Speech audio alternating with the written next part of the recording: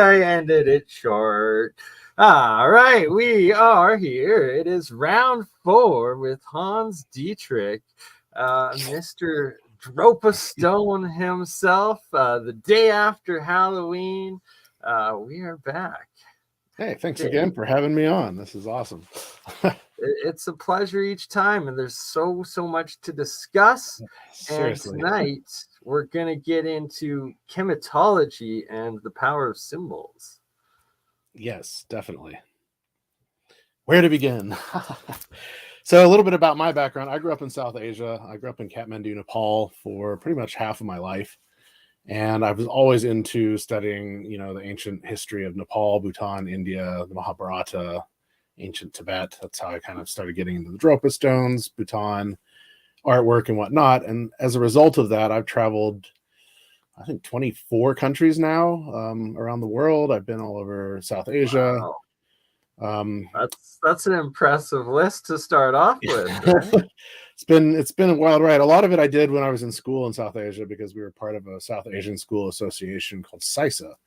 And so we would travel to Pakistan. There's 4 different cities there that have international schools. There's three in India. There's 1 in Bangladesh, 1 in Sri Lanka, 1 in Burma or Myanmar, and 1 in Nepal, Kathmandu, where I grew up. And so we would all get together and do art, drama, or sports conventions or band, stuff like this.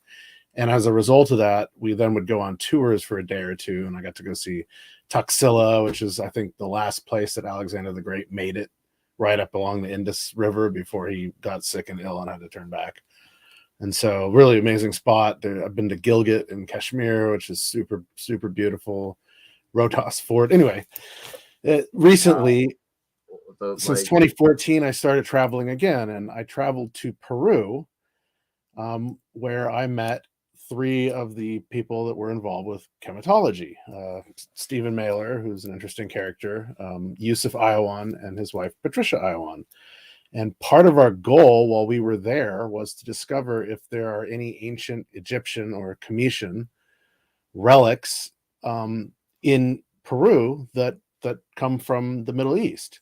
And day one, I mean, you go into the Larco Lima Gold Museum and you go down into the basement, and they have all these gold masks and like headdresses and chest plates and armor, and it's all labeled Inca burial or Inca royal burial artifacts. But in the back, in the center, in the back, there are 3 headdresses, and they're these round bands that then have these 2 fingers that point straight up into the sky. And this is direct out of Egypt. This is called the headdress of Amun, and it represents duality. And so there's 3 of these sitting in the museum. And I mean, it was really fascinating to see this because there's always been this thought that, the ancients never traveled the world. They never rode the seas or any of this. But as we're discovering more and more these days, they do. The exact opposite, right? It's the exact opposite. The seas are the highways. I mean, land is an interesting one. And I have a weird thought about even the land bridge coming across from, Siberia, northern Asia into North America, because during the time that people were supposedly coming across this, there was 2 miles thick of ice that stretched, several thousand miles down into like you don't really see people traveling Antarctica right now. Like what are you eating? How are you drinking water? Place.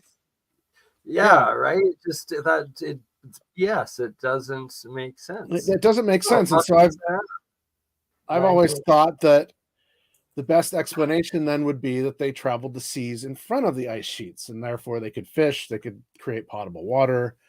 A lot of really interesting scenarios go on with that. And so back to Peru, it's interesting because there's this amazing documentary series that comes out of New Zealand about the Maori and the red-headed Maori. And I believe that the series is called Skeletons in the Closet, Where Did the Redheads Go? And there's 3 or 4 parts to it. And it connects all of Polynesia, including New Zealand, all the way up to Alaska. And so all these cultures were related, basically. And they discovered this through the art that was found, through the totems that were built, through a lot of the paddles that were engraved, There's a lot of Well, they're similar. seafaring people. They're Of course, literally island people. How else were they settling these islands if they right. weren't able to travel the sea? It's so And ridiculous what they're during saying. the Ice Age, I'm sure that the oceans were a lot shallower, and so a lot of these islands were a lot closer because they were larger land masses. And larger, yeah, Yeah. right? They would have been much, much larger in size, for So sure. around 2000 BC, if I'm getting the dates correct, there was an admiral of the sea who was hired by the king of Egypt, or Kemet, or Egypt, or whatever we were calling it back then, because Egypt is not obviously the name that they were calling themselves. And his name was Maui. And he traveled basically into the Indian Ocean and into the Pacific Ocean to find new lands for his king. And his name is renowned through all of Polynesia because he is known as Maui, who is this Never admiral heard of of the place or guy, right, hey? who is an admiral of the sea that unified all of these islands. And so here is this direct connection with Egypt traveling across the oceans. Okay. So Egypt is an interesting one. And so, I mean, Khemitology is as well. And so there's some aspects of Khemitology I agree with, and there's some that I don't, which is fine. I mean, we can all have our different opinions. It comes out of the teachings of Abdel Hakim Aywan, and has gone on into his family. His son Yusuf is a stone worker and a stonemason, and I've been on tour twice in Egypt with him. And his wife Patricia is more into the esoteric knowledge of ancient Kem, or Kemet, which is what the ancient Egyptians called their land, Kemt, basically for short. And it meant the land of the black soil, or the black land. And when the Greeks arrived, they came to Memphis. Memphis is now a suburb of Cairo, one of the largest cities I've ever been in my life. There's like 60 million people in Cairo. It's huge. It's insane. I've been to New York City. I've been to Lima, Peru is pretty large as well. But Cairo blew my mind with how many people live there. And so going on tours, you start to realize that what you're hearing from the tour guides and the Egyptologists that you hire to bring on these tours doesn't match up with what you're seeing. And so this is kind of where Khemitology came about, because it's more of an oral spoken, not language, but history of ancient Egypt, rather than what the Egyptologists and the Greeks, kind of cobbled together through the stories that they were being told. So in Memphis, they came across a pillar. On the pillar, it said Hep-ka-Ptah in the hieroglyphs. And Ptah is like one of the founding, gods of ancient Egypt, or netters, aspect of nature, basically. And so Hep-ka-Ptah means the place where Ptah manifests. And so they thought this was the land. This is what they were calling the land. And so Hep-ka-Ptah became Hep-Keptos, which became Egyptos, which became Egypt. And so this directly comes out of a Greek naming convention, but from a misinterpretation of what was being told to them. And so a lot of what has happened in ancient, Egypt comes out of what the Greeks thought that they understood of Egypt. And so there's some interesting aspects around the timelines. When were things built? There are vases that you find in the Nubian Museum in Aswan that are dated to between 12 and 15,000 years ago. Okay. This predates any pre-dynastic and historical records of Egypt. Never hear of that. You hear of, there's conspiracy theories that the pyramids are pre-cataclysm and older than 12,000. Well, which they definitely are. This is the question of the pyramids. And so you can kind of look at this. They're not so much pottery, but they're vases made out of alabaster or granite, or even corundum. And corundum is a really interesting material, because corundum is literally as hard as diamond. So how are you cutting this? And it's a perfect vase, right? Perfectly hollowed out on the inside. They were using tubular drills to hollow out the insides.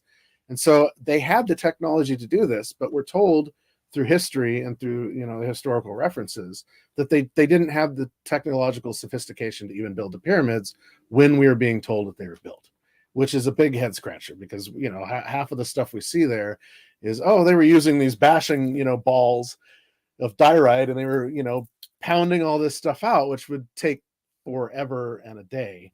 And the second you step foot on the Aswan, still be doing it. It'd only be half finished. You literally would still be doing it. The second you step onto the Aswan quarry, you see how ridiculous this is.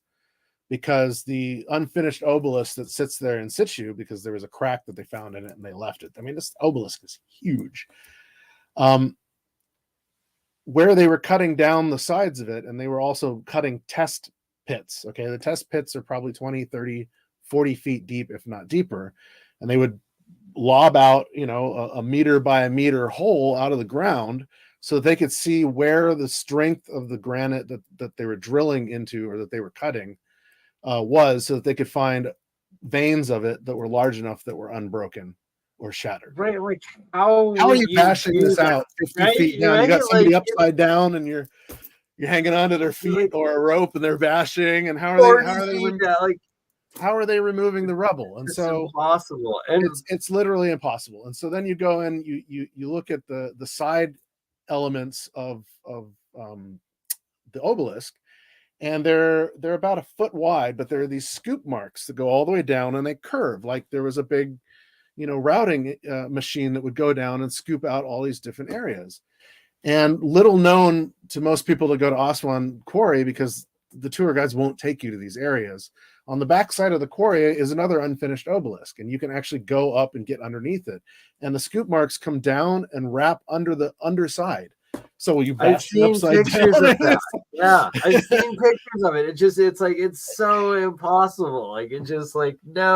No. And then you go in and you watch the movie in the museum that tells you how they did this. And of course, Zahi Hawass is there. And they were slaves and they were bashing this out. And then they would bash underneath so that they could cut it out. As you're bashing underneath this thing that's going to fall on you. Right. Can you demonstrate how to bash underneath? But not just like to see a demonstration in the spot of how they were doing it, right? Like just give me a little demo. Right? It's such a ridiculous animation. And then he sits there and says, but not to worry, even though they were slaves, they were given beer and fed well. Oh, that's so great. You want a bunch of drunken slaves lobbing around 100-ton to 1,000-ton right? Yeah, right. Giant drunk weapons. And so then the next question is how would they get these obelisks out of the quarry? Because the quarry is sunken down into an area. How are they lifting them out of that sunken area and then down to the docks to put on the boats to move up the Nile to Cairo or some of the other cities on the Nile? And when they dredged the Nile to build the Aswan Dam, it's interesting because there are none of these boulders, none of these cut stones, none of these large, 100 to 1,000-ton pieces of granite and rose quartz granite that comes out of Aswan have ever been found at the bottom of the river. Right, so they didn't lose a single one. It was like, there wasn't a single construction accident in the entire time of this time with no technology. Where I'm talking around the port of Aswan. Yeah, it's mind blowing. And so you have to start asking yourself the question: how old are these sites really? And what we're prescribing to the dynastic and pre-dynastic Egyptians who did not have the technology to do this? Who does? And so this is where Khemitology starts to step in and give a bit of an alternative history and a bit of an alternative story to what Egypt or Kemet was really about. And it's fascinating because if you go around with Yusuf, he'll show you like all the statues that are perfectly made, and he'll show you where the saw blade slipped for cutting, and you would have to be cutting at revolutions incredibly fast to do this. And, without mechanized tools and the wheel, it's an impossibility. Yeah, you could weaponize. You can mechanize the tools using water. So all these sites are around water. You could use the water to create a spin, which would cut. But again, you'd have to use the pressure, something to power the pressure of the water. And you'd need diamond. Well, diamond doesn't exist in this part of Africa. There is no diamond in Egypt. So where's the diamond coming from? Okay. And how would they know how to use that to cut it? And so it's fascinating that you also find, for instance, in the Osiris shaft, which they started finally opening up to tourists here. I think it was 2017, because when I was there in 2016, it wasn't open. So I think in 2017 was the first time they started opening it to tourists. And you go down from the Giza Plateau 4 layers into the bedrock, solid bedrock. And in the bottom, it's all flooded up to about your chest level. And there's 2 tunnels that go off to the side. and there's a room it's not very large, and there's this green, citrine or something, I can't remember the name of the stone, but it comes from Lebanon, and it's a solid piece box basically that had a lid on it. And there's a video of Zahi Hawass and somebody from ABC or CBS News down there when they pumped out all the water because they basically were trying to figure out what was in the box. Now, what's fascinating about this box is it doesn't fit down the shaft coming from the plateau, and it doesn't fit in the passageways going down either side. So how did it get down there? And it's solid, right? I've seen them. They're like giant. Yeah, it's 12, huge. 16 feet or something, and like those are like that's like the Serapeum. And so another amazing site is the Serapeum, and you go down again into the bedrock underneath the earth. And there are 24. They found more, but they don't open the other doors to these other chambers. But there are 24 that they show of these perfectly aligned north, south, east, west alcoves down 3 different hallways. Okay, and they're on each side of the hallways, kind of like a tool or an instrument or a machine in a sense. And sunken down, I want to say 6 feet, 2 meters down from the actual tunnel hallway into these alcoves are these massive black andesite boxes. Okay, and they call it the Serapeum because the Seraph Bowl, they found the skeletal remains of the Seraph Bowl in one of these, and they went, oh, they must be tombs for bowls, but I don't think that's what they were used for, because of the ones that they've opened, they're all empty. And they're perfect. They're these perfect boxes. They have 90 literally perfect, like literally 90 degree, 90 degree, 90 degree. I think it's Christopher Dunn who goes into like next level analysis. He brought all of his measurement equipment into it. We had a guy that had a straight laser, and so he put the laser on the inside wall of the one that you can climb into, and it just beams straight across the wall. And 90 degree cut. How do you cut the inside of an angle 90 degrees? I mean, it's pretty impressive. And then in black andesite that doesn't even fit through the hallways of these caves or into the rooms, right? Like what about markings, as far as like carving markings? And there are no carvings on any of them except one, and this is the one that you're allowed to go get inside of. And the carvings do not match the artistry of whoever built the box. It's like you have this beautiful, perfect box, and then this rough chicken scratch that was scraped into it that tells a story of Osiris and some great deed that he did. And that's it. And so it's very obvious that somebody's... Sorry, what? Sorry. I'm sorry. I didn't mean to interrupt. Just asking, but that 90... So other than that 90 degree angle that you were talking about, that didn't have any distinct like markings, like tool markings? You don't see any... except in the corners, because there's a corner radius, but it's so minute you wouldn't even notice it. And so that means that there basically was something that drilled into it perfectly, floor, ceiling, walls, the whole 9 yards, and it's all one solid piece of stone. So they would cut the top of the box off of the bottom and then put that on top.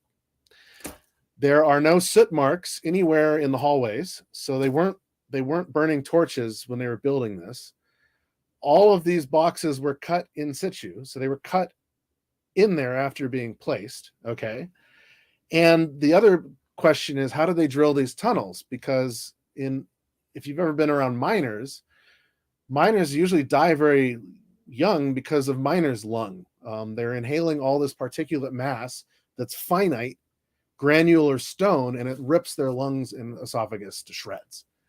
And so how are they removing that much material out of the bedrock without the use of torches and without the use of any sort of suction device to suck all of that particulate matter out? It really is mind-boggling. And so there is a thought that perhaps this site was used as a seed vault in ancient times. This would have been around the time of the Cataclysm. We don't really know. You can't carbon date stone. And so this gets into some of the other amazing, there are beautiful statues that you find all over the place that King Ramses II has put his name all over, but it's very obvious that he wasn't the one that had the statues commissioned, and his name has been graffitied on top of things it shouldn't be there. It's like there's one placard that's graffitied it's like a over lesser chipped in, like not done nearly as professional and quality as the rest of the work, right? Correct. And you see this all over the Cairo Museum as well. Some of these amazing statues. And so how does this, tie into the Khemitology? Well, there's a few beliefs behind Khemitology that all rattle out. They like to use fives, the number 5 and the number 42 a lot in their methodology. And so there were 5 phases of the sun. The first phase of the sun would be called Kepher, which is the dung beetle rolling the dung onto the top of the mound in the morning, which represented the sun on the horizon coming above the horizon. Then you have what everybody thinks the Egyptian sun is, Ra. And this is adolescence or teenage years of the sun. It's around 10 or 11 o'clock in the morning. It's when the sun has some of the most intense light.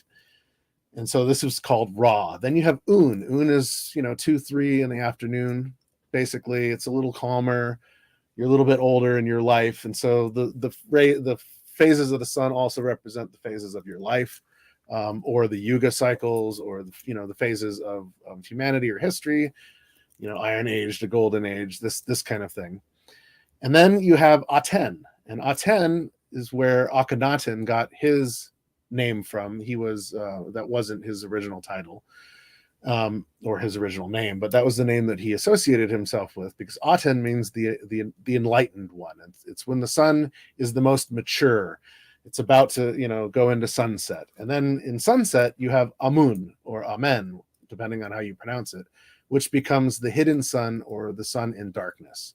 And it's interesting that in the Christian faith, at the end of your prayer you say Amen, hoping that your prayer is heard, but in reality, that word means you're burying it in darkness, so it will never be heard. And I've always thought that was kind of an interesting idea around the word Amun. And so this is where I was saying earlier, the headdress of Amun deals with that duality. And so you will see Ptah wearing the headdress of Amun. You will see Osiris wearing the headdress of Amun. You find this glyph all over the different temple structures in dynastic Egyptian times, telling the stories of Amun, or when these characters go into darkness or death. But in the Kemetian philosophy, there was no death. It was called westing. You would follow the sun into the west, only to be reborn again as something else, basically, or someone else for that matter. And so the other 5 issue of 5 comes around the purs. And a pur was a house. And so I've said this before on the cast, but I'll say it again, just to boggle everybody's mind. We're always told in history that in the time of Pharaoh, there was King Tut and King Ramses and King Akhenaten, and oftentimes they're called pharaohs. But the first pur, the first house, is called the Pur-Ah. And this is the high house. And in ancient Kemet, everything was a matriarchy. Okay, we're not talking the complete opposite of a patriarchy. It was like a unity ticket. The women would look after the land and the people, or mostly the land and the fertility of the land, and the king, her consort, would look after the people. And that was how things happened back then. We know this because you can find a multitude of statues and sculptures depicting this, where the woman will have her arm around the man as if to say, this is my property, not the other way around. Hey, babe, And so I found that incredibly a fascinating element. And so I was on a podcast with Grandmaster of the Knights Templar, Timothy Hogan, and I asked him about Pur-Ah and the high house of the woman. And this is where the word pharaoh comes from, is Pur-Ah. So the pharaoh was the high house, or the Pur-Ah. And I said, were there any male pharaohs? And he said, no, they were all kings, because they had to be initiated by the high house of Isis. So the priestesses of Isis would initiate the kings to rule the land. And so they were the pharaohs. The kings were just, the rulers of the land. And so there were no male pharaohs, period. Done deal. End of conversation. You never ever hear of this. You will never hear this, because the Greeks came in the Greeks came in and they saw a patrilineal existence, because that's what they were used to. That's what they came from in Greece. They didn't see a matrilineal existence where, authority was passed down from mother to daughter, similarly. But then again, it was a unity ticket. And so it was hard to decipher whether or not there were kings that were just solid kings, or if there was this unity between the king and his consort, or the queen, or the pharaoh and her consort, the king. Okay, so the second house is called Per-Neter, and the Neters were known as the gods or goddesses, but it also means an aspect of the divine, or an aspect of nature. And so Neters were natures. And you see similar philosophy in the Hindu gods and goddesses, because they are all aspects of nature as well. And you see very similar tie-overs as well into Aztec and Mayan gods and goddesses, because they were also aspects of nature to some degree. And a lot of them had very similar interchangeable names, so on and so forth. So Per-Neter is the house of nature. And the house of nature is a pyramid. This is what they called the pyramid. And for the Greeks, pyramid, pyramidios, basically means fire in the chamber, or fire in the middle, in a sense. And so this was the pyramid. It wasn't a tomb. Certainly wasn't a tomb for pharaohs, because they've never found a single pharaoh in any of the pyramids, except ones that were put in much later after they were built. Like the Unas pyramid, where the pyramid texts are, and I think there's one other one. But there were no official royal or king burials in any of the major pyramids. That's why there's the Valley of the Kings with all of their correct burials. And Valley of the Queens as well. Okay. So then you have Per-Ka. Well, Ka is your physical body, your physical presentation. And so Per-Ka is your temple, or your tomb, sorry. Because your Ka is the body. It's one of your 7 souls that's left behind when you're going into the Duat, into the nether worlds, in the Khemitology and Egyptian Book of the Dead, basically. So that's your tomb, not the pyramid. Then you have Per-Ba. Well, Ba is your spirit or your energy, and it's often depicted with a bird with your head on it. And I don't know if you've ever seen the movie Princess Mononoke, not Princess Mononoke. What is it? Spirited Away. There's a character in the movie, the old mother or witch of the house, who turns into a Ba. She physically turns herself into a bird with her head on it and flies around and becomes this spirit creature that watches over what's going on, during the nighttime in this spirited away land. I've thought that concept was also very fascinating. And then the last one is Per-Weir. And so Per-Weir is the house of the wise. And so this is where the word wizard or wise one comes from, is this word Weir. But Weir is also similar to Osir, which is where Osiris comes from, or Bu-Wizir, which is the land of Osiris.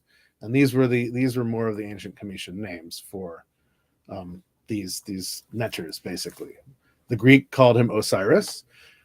The ancient Suf or Chem language calls him Bu-Wizir.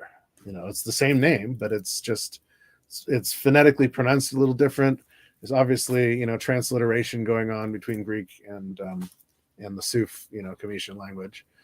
And so these are the 5 houses.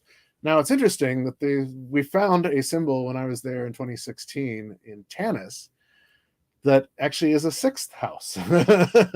And this is fascinating, because on one of the walls, it's like 2 brackets with 3 houses inside of it, or what they call houses. It's like a square box is their pers, basically. And underneath it are 4 wavy lines.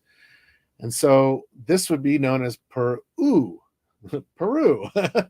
the place of many houses. And I think this is super fascinating, because underneath it literally says, from the land of Tawin, which is ancient Chem, you will reach Peru, or the land of many houses, by crossing 4 waters. Well, what are the 4 waters?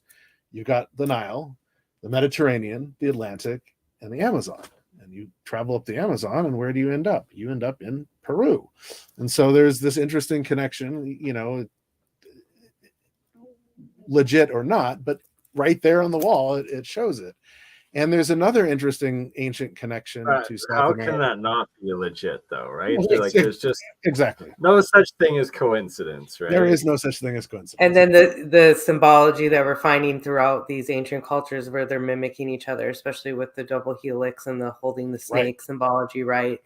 And I was just talking about this the mandala the outer shape of that tree of life structure with the right, and that is a mimicking now that I'm finding. And yeah, it's fascinating. Thank you. Well, this also gets into, you know, how many different cultures around the world have this weird reference to Sirius. I mean, this was a huge part of my Dropa studies, was realizing how many different cultures talk about Sirius, and one of them being this Dogon tribe in Mali, Africa. Well, the Dogons were some of the ancient oldest. Yeah, they were right? part of ancient they date back.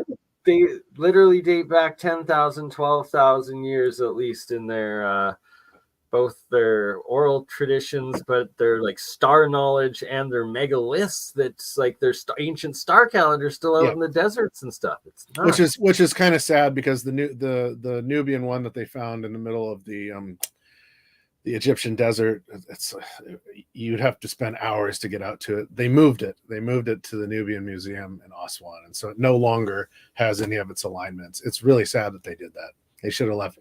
It was at a place called Napa Iglesia. That's in Peru. God, I can't think of the name of it. Anyway, regardless, they moved it, and so it no longer has that sacred astrological alignment to it. So getting back into into the storyline here, and so the biggest question is, who was this culture? How old were they? What was their lineage? Because if we have pottery dating back 15,000 years, and we have superstructures that didn't evolve around any of the technology that is allotted to the ancient or dynastic and pre-dynastic Egyptians, who's building this stuff and when?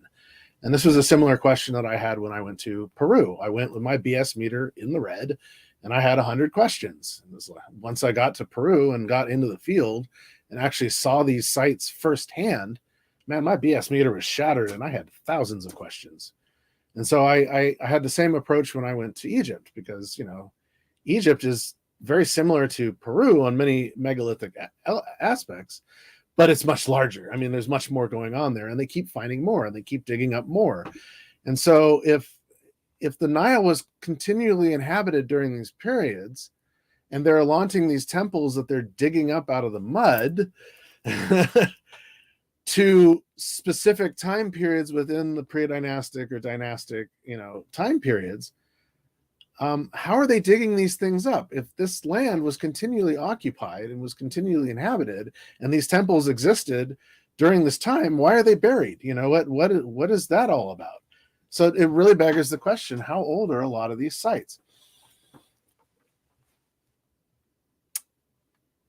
Right. Yeah, and like how many of them, sorry, Brittany, and how many of them have been reconstructed to some extent or repurposed and essentially hidden for that reason too, right?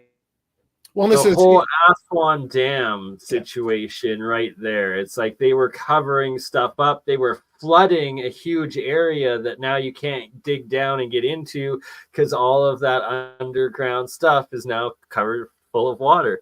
And that's a recurring theme, that drowning towns with dams thing. Yeah, you're referring to Abu Simbel. So Abu Simbel sits underneath the water now, and they basically moved up all of these statues that are giant that were sitting in the front of Abu Simbel up to the surface and rebuilt it up on top. And then they built this little tiny alcove that you could walk into. But underneath and under the water of the dam is a cave system, or a cut tunnel system that goes way back, and we have no idea what's up there. And so when the German engineers came in and rebuilt, the Temple of Isis, everyone's like, oh, this is the magical temple, and there's the Holy of Holies in the back of it.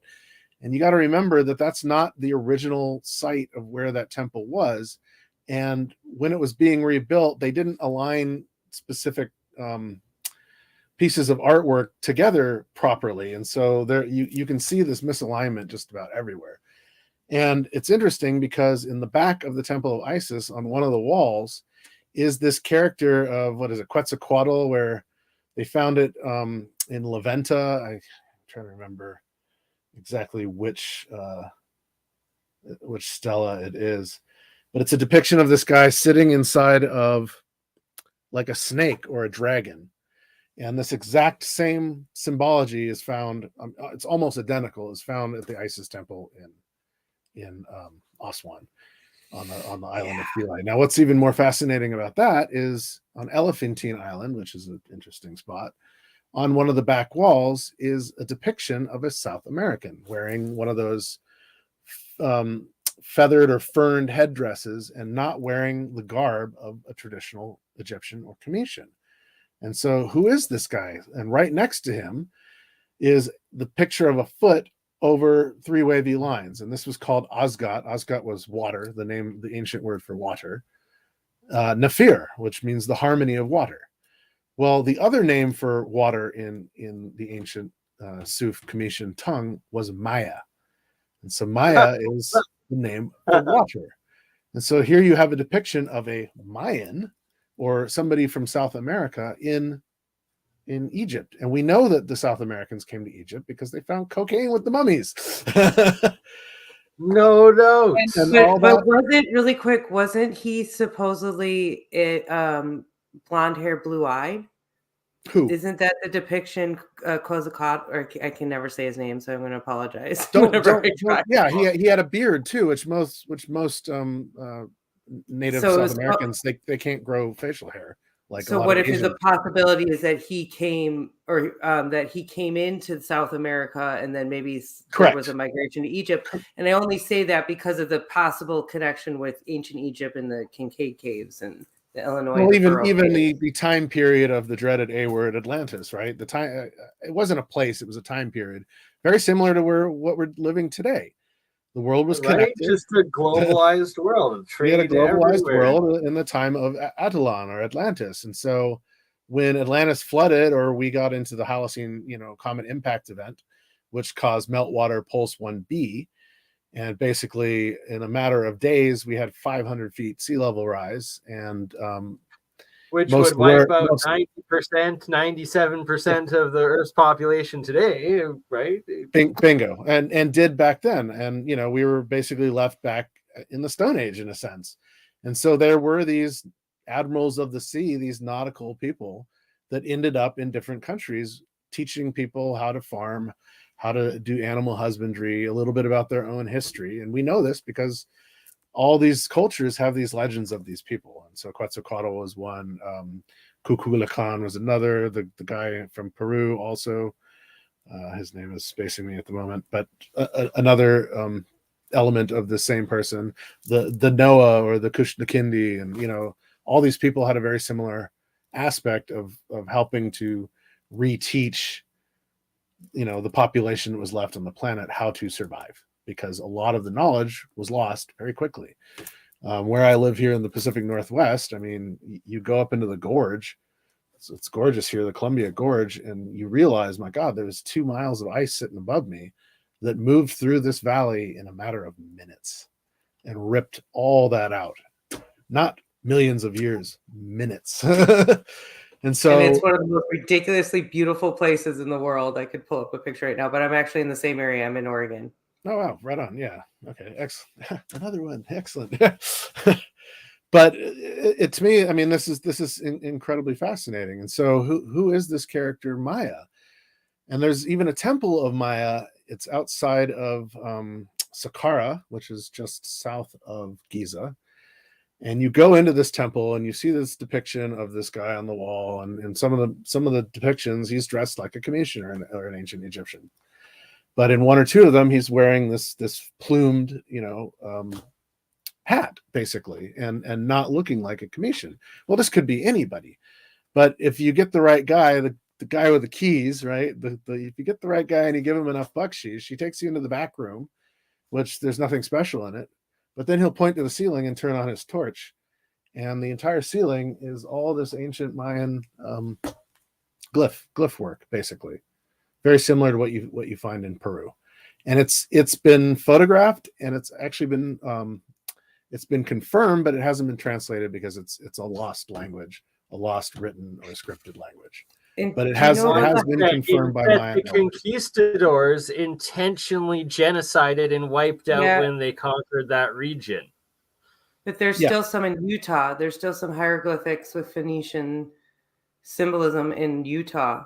Interesting. We were talking about the Magna Fuente bowl on a recent the cast. last one, the Magna Fuente bowl down in Bolivia, right? Yeah. And that it's literally the what's the name? The rune star, It's I always cuneiform. forget the Egyptian one, right? It's cuneiform, not hieroglyphic. Yeah. No, but where the Roman, it has the Roman, the Egyptian, the Rosetta Stone. Rosetta Stone. It's like the Rosetta Stone of South America. It's got hieroglyphic and Coptic. So yeah, it's got all three, and it's like this bowl that a farmer found in his field and was feeding his pigs out of. It. It was like Eric Van Daniken, I think, that like was down. Two different types of cuneiform writing. One is a commoner's writing, and the other one is like a hierarchy, basically an upper caste writing. And in the same area, they found a stele, which is probably 5 or 6 feet tall, that also has Phoenician hieroglyphics on it as well. And so this is fascinating as well. And then you go to Australia and you go to Gosford, and you have the Gosford glyphs, which are they've been translated and they have been dated basically through the translation, and they're legit. I mean, people are like, oh, this is somebody having a cruel joke with graffiti out in the middle of nowhere, which is strange because there's actually supposedly a pyramid near there out in the middle of several actually in Australia. Yeah. And it tells of two brothers that came on a trading adventure to Australia. When they left, the trade went great. They liked the Aboriginals that were living there. They had a good trade. But when they left, they got into a storm and it capsized their ship. And one of the brothers died. And so the glyphs are a memorial to the brother. And it's really fascinating because, again, we're told that, the Egyptians never went anywhere. And so we have the story of Maui, this admiral. And then we have these two brothers that are trading. And when you're in, I believe it's in Karnak, Karnak's so huge. You could spend 4 days there and see probably 1/5 of it. I mean, that's how big Karnak is. But you go into this one section of the room, and everything on the wall are all these different sea creatures that you would find out in the open ocean, not in the Nile or in the Red Sea or in the Mediterranean. We're talking like oceanic creatures. And so how would they have had knowledge of this, to put them in their artistic, interpretations on the walls? And so these are the bizarre histories around, ancient. But it's not bizarre at this point. It's just there's so much evidence that stacks up. It's undeniable at this Sometimes point. It's just still fascinating, no matter how many times you hear it. There's a lot of people trying to debunk this out there as well, but most of these people have never gone into the field. They've never been to these sites. And it's like once you're at these sites and you see what you're looking at and you hear the story of what the history of this is supposed to be, and it just does not add up at all. It does not compute.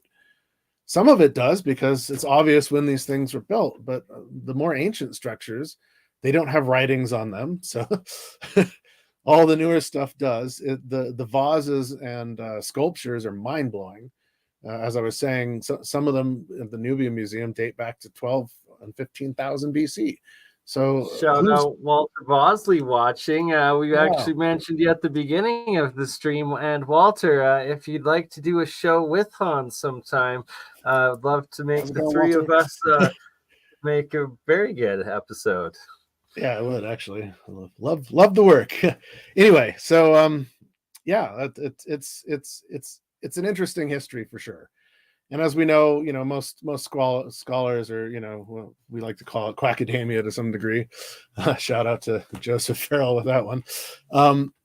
Most people in that realm, they try and lump all these histories into a very finite timeline because they're trying to keep to this bizarre biblical timeline for sure. And so it's fascinating that we keep finding stuff that keeps going back further and further and further. And so you have these impossible vases out of diorite and corundum, one of the hardest stones on the planet, dating back to 15,000 years ago. And you have sites like Göbekli Tepe and Karen Tepe now that they've discovered near Göbekli Tepe that are also 12,000 years old. Karen Tepe, I believe, like 14 to 16,000. Yeah, it might be even older. And then you have you have very similar ruins on the island of Malta. I mean, which could date back even further, especially when you have these cart ruts that go, pretty several hundred deep meters into the ocean. Right? And so during the last ice age, that all would have been out of water. There could have been a land bridge connection between Malta and the mainland based on all this water. And so it's an interesting fascination. And then when you're on the Giza Plateau itself, you look down these large cut like well shafts that go down, several layers. And if you do the research and you talk to the right people, I've been down 4 of these layers, but they go down to at least 10 or more. And these tunnel systems that are in each of these layers are the size of semi-truck, cars, like the box of the semi-truck. And they go for 18, 20, sometimes 50 kilometers out into the Western desert from Giza, past Saqqara and Dendara and that whole area. And they go down 10 levels. And so this would be more like 20 levels because you have all the bedrock in between. And so who's cutting these? Because obviously these were cut long before the pyramids were ever put there, or maybe during that time period. But who's cutting these and what were their purpose? Well, after the Cataclysm, if we're to believe the story of the Holocene comet impact event, a comet broke up over Alaska and Canada, and its debris field spread all the way down into the Middle East. And so chunks of it were landing just about everywhere. And we know this through Randall Carlson's amazing work, where they're finding these diamond beadulets all over the place that are a remnant from this breakup. And one of these would have splashed down quite possibly in the Mediterranean, which would have pushed water up and over into what was then very fertile land. And it would have brought all the silt out of the Mediterranean into this area. And all the salt and would have killed the jungles of fertile killed the jungles and turned it into an arid desert. Correct. Correct. And so that was known as, if you look at the old maps, you can kind of still see it. The Germans called this the Ur-Nile, the older Nile. And it was very wide, and it was on the western side of Cairo. The Nile, as we know it today, goes through the middle of Cairo, and Giza is on the western side of Cairo. And so it's really interesting. And so were they bringing water to the sites from the Ur-Nile? Because it could have been a way of draining a lot of that out and repurposing it. But we don't really know what these tunnel systems are for. Down past 4 levels, that's where the water table is now, as I was describing the Osiris shaft. So most of these underneath are all flooded with water. And when we were in the Osiris shaft, Yusuf was tasting the water, and he's like, wow, this is like some of the cleanest water I've ever had, because it's filtering through all that natural limestone and all that bedrock. And so really, really, really interesting stuff. And really old. It could have been made for agricultural purposes potentially then as well, right? For sure. And that's, what was the Nile? I mean, I was just at Contact in the Desert, and my friends were all laughing because they're, a couple of them are Canadian, a couple of them are British, and we're having a good joke. And like, God, it's so beautiful here, all this green grass and all these beautiful palm trees. And I looked at them and I'm like, are you kidding me? None of that exists here. It's all brought in. Well, what do you mean? I'm like, look at the hills behind Palm Springs. It looks like a nuclear waste site. There isn't any vegetation on any of the hills. And I said, you've been to Egypt. Where are the palm trees, and where's the fertility of Egypt? It's along the Nile. It's nowhere else. It's all along the Nile. I think you're on mute, Bernie. Sorry, yeah, it would have literally rinsed the salt back out on the flood seasons from that impact, and that's why that's the only thing that grows there. And that if you look at Australia as well, it also looks like it was covered by this salt wave at some point, this giant salt tsunami that turned it into this arid, non-growing, lively place, just like the Sahara. Well, and it's like Eastern Oregon, where they're now finding they just said there's an 18,000-year-old settlement that they found. And that's where they had initially, they said that one of the oldest known petroglyphs was over in this area, Heart Mountain, where I've shown Bernie that I've actually found aerial circles. I need to drive out that there. You can see from Google Earth. That's clearly, ancient. It's not, like recent. But I did like what I was getting about Eastern Oregon is the fact that if you really look at and they talk about that there was a giant lake bed in there. If you really look at that structure, you can clearly see the flood. I mean, and that does connect to the Scablands, I feel like, because of the location. Well, also interesting with the Scablands, as Randall has pointed out, there's this layer of black silt that was deposited in it, and it's very obvious at what point in time that came about.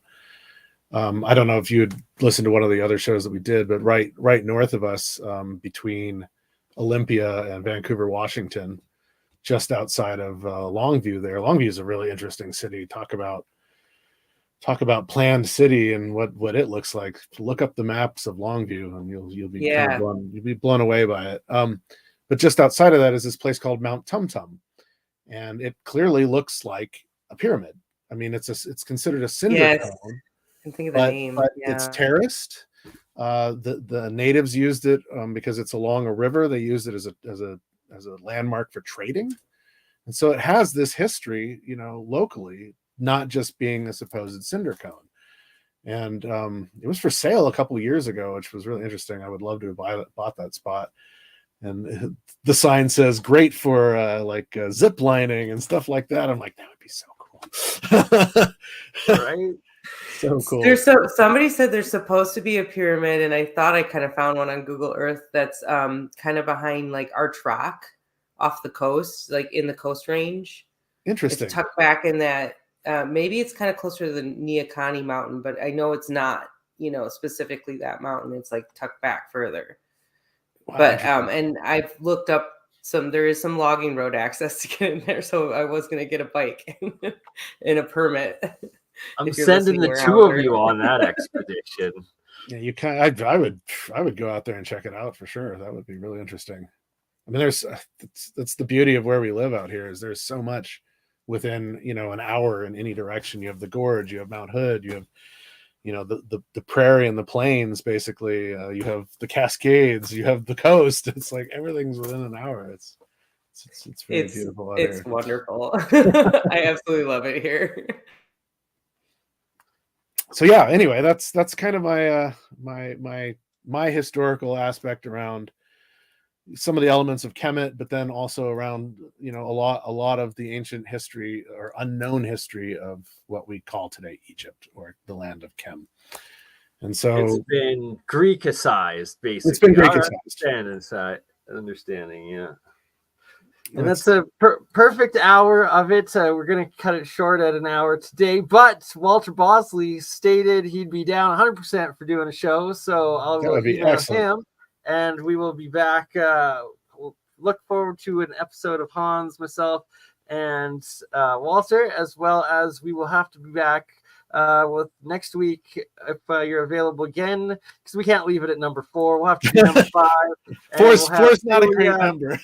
Right, we'll have Julia, Sarah, myself, Hans, maybe Zertis, and keep this series going. And excellent. I appreciate the platform and the time, and I love sharing the knowledge that I've collected over the years. So thanks again. And thanks to all the awesome people in the crowd. Yeah, I enjoyed this. Thank you. It was amazing. It was awesome. And Walter gives the thumbs up. So thank you all. And thank you, Sarah, who has made several of the backgrounds and this little video that we're going to exit with. Oh, excellent. Right. The next one. You crazy mother. Yeah. It's just BurnEye.